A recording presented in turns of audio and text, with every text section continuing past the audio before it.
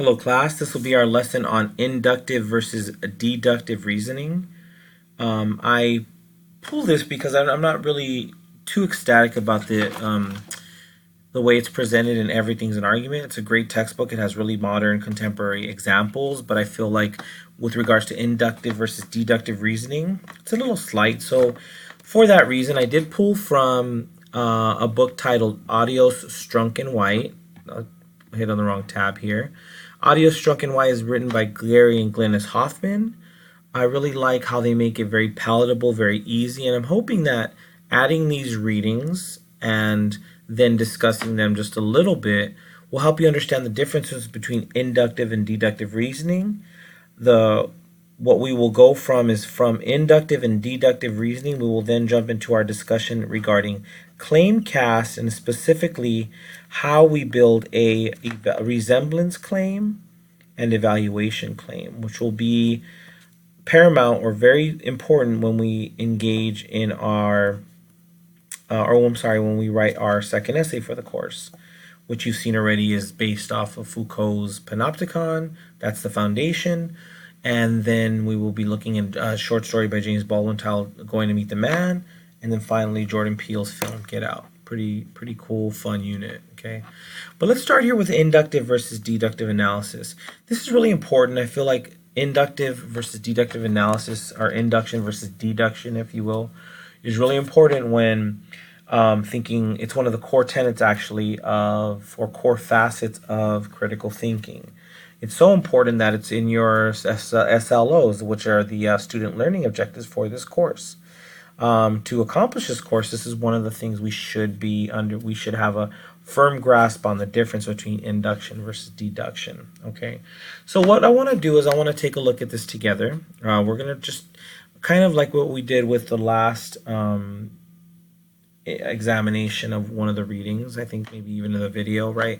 Going to kind of build off it. I want you to have read this and have an understanding of induction versus deduction, but then also review this lesson and see if, what we're engaging with here makes sense, and if it's, kind of opens it up for you just a little bit more. Okay, let's start off with this inductive analysis. What is induction? Okay, let's take a look at this first paragraph. Examining anything risks ignoring details that could change a subject's value. Details are elusive. We observe them, then we lose them.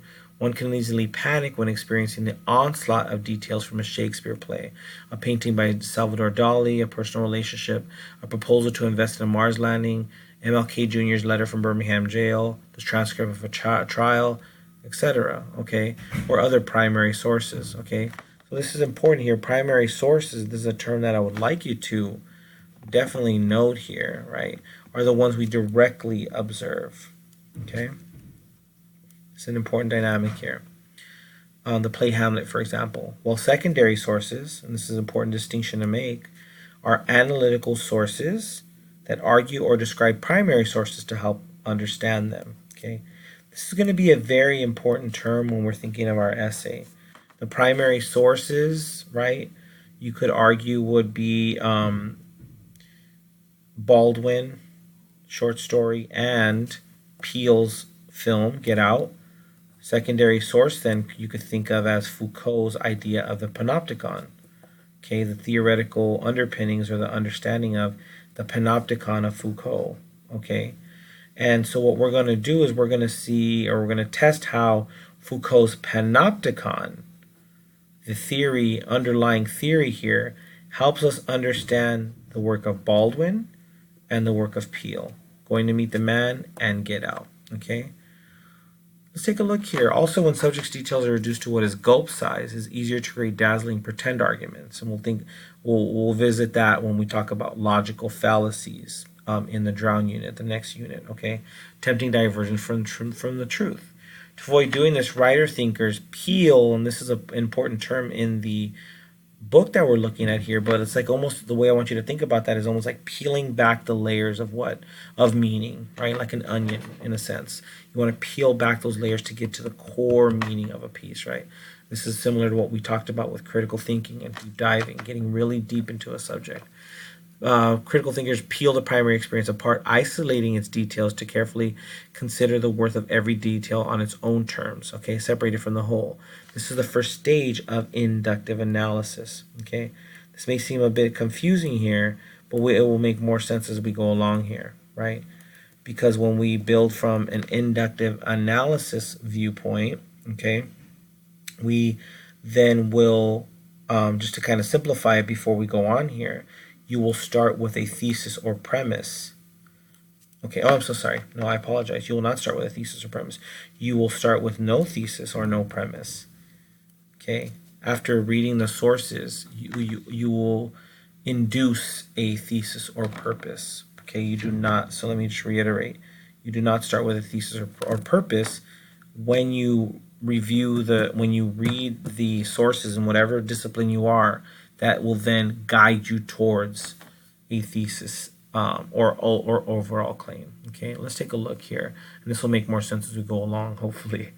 Withheld judgment. While considering the value of each detail of a primary or even a secondary source, the critical thinker withholds any prejudgment. Hunch, called a hypothesis, or assumption, called a warrant. And a warrant is something that we will be talking about, and you will read by the end of the week. And I hope that I'll get a lesson either. I'll open up that lesson either later in the week or first thing Monday morning. I don't want to overload you here. But the next section we're reading in the Lunsford will specifically talk about the Tolman method, and not to go too ahead here, but we will dive into the idea of what a warrant is. Okay, but here we see it's called. He talks about generalization warrant, right?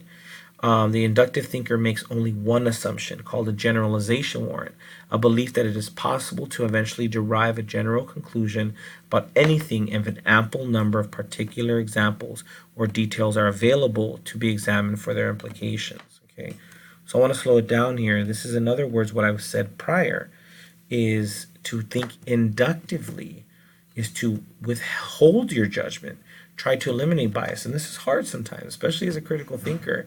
This is the test here, is how do you withhold judgment before diving in? To become an inductive thinker, or become to an inductive analysis, the sources, primary and secondary sources, will build your claim for you. I hope that makes sense. But like I said, I want to slow that here. You will take in the sources for what they are without judgment, and then come to an ultimate conclusion about this. And we're going to talk about this. I really like this term here, juicing. Okay, juicing is a term that kind of goes with this peel metaphor, I guess, like in a citrus fruit. You want to peel back the layers, right? And an onion as well. But juicing here, the Hoffmans talk about every detail has literal, and we've talked about this, connotative versus denotative is important. But denotative significance as well as implied connotative thinking. Okay, we should know that we talked about this in our earlier Lunsford reading, the difference between connotative and denotative. Okay, but we'll revisit that a bit here. For instance, examining a garden on the literal denotative level, one might describe the garden as green plants and walkways. Okay, this is almost like denotative is the equivalent of literal. Okay, so a garden is the literal garden. Hey, it's got trees, plants, walkways, etc. Right?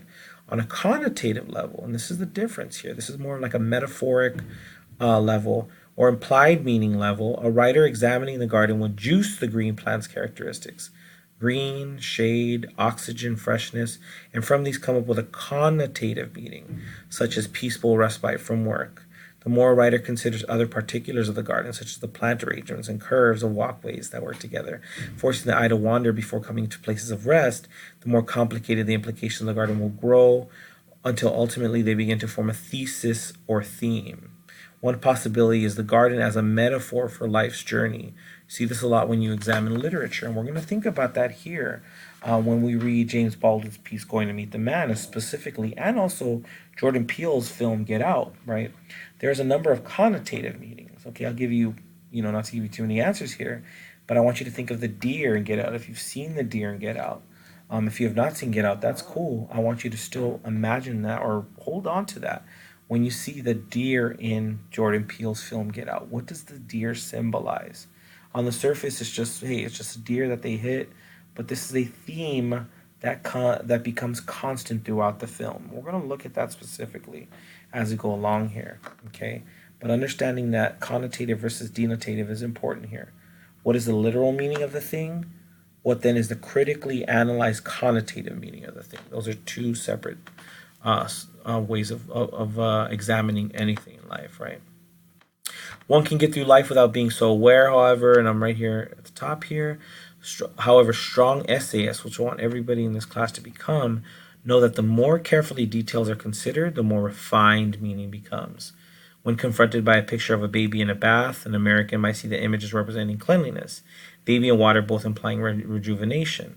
We can pause here and think about specifically the painting we discussed in Essay 1, Las Meninas. That painting could mean a number of things. It could simply be understood denotatively as what? A painting of Velázquez and his an imperial painting of the court.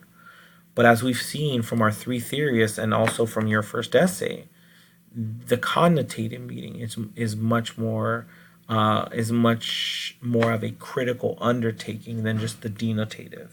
Understanding that this is Diego Velázquez celebrating or valorizing art in painting in its art, right? It's a commentary on art's timelessness, painting's timelessness, right? Why does it mystify? He wanted to play with art a little bit, understand this kind of connected fiber of the siglo de oro, what Steele says, right? This is why this was the new age of art. This was something art was taking a new step forward, right, etc., right? Don't want to get too back on it. I know you're probably a little bit tired of Las Meninas, but I want you to think about this. This is how you induce a meaning, right? After looking at it, examining the sources, you came to a claim. Okay, let's go to thesis here. After days, weeks, or maybe years, when every detail has been listed with unique connotations, finally the thinker can start pulling all those connotations or implications together to arrive at a thesis, hypothesis, warrant, general statement, or claim. As with the garden example above, this thesis statement must be general or complex enough to connect to all the details, connotations. Strong writers do not ignore that sometimes implications contradict each other. Okay, and I'm going to move ahead here. Okay, I want to go down here just for the sake of time. Inductive analysis has the power to yield original and insightful conclusions. However, in logician's terms, an induced thesis is probable and not certain because once the theses are articulated, there is still the potential to gather new or unobserved detail with new implications that could, in turn, cause a writer to revise or further qualify the original thesis. Also, when a writer starts building an essay to express and support a thesis, the thesis can either be implied or stated throughout the entire piece, or stated only once at the beginning and or even middle of the piece. And this is academic writing, right? You don't have to specifically have your thesis, and I know you've heard differently probably in your other writing classes, but sometimes a thesis of a piece is implied, hidden, but it's proven throughout the crux of the essay. Some stodgy writing teachers require students to state the thesis in the introductory paragraph.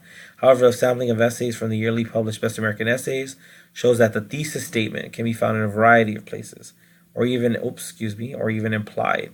Okay, sorry if I jumped around here. Okay, so we can think about that here, right? I want to kind of skip over, or I don't want to skip over, but what I can do here is I want to wrap up inductive reasoning to understand, if I could simply just boil this down for you. Inductive reasoning then is coming in with almost with a blank slate, okay? And what do I mean by that? You have a blank slate coming in, attacking sources, no matter what discipline. And then after having, like he jokes here a little bit, days, years, month, whatever, right? We obviously only have days or maybe weeks in a class. You then come to a hypothesis or thesis, a reasoned critical thesis after the sources have built this for you, okay? Hopefully that clears it up for you. Now I'm going to wrap up here, and then I will create a separate video on deductive analysis.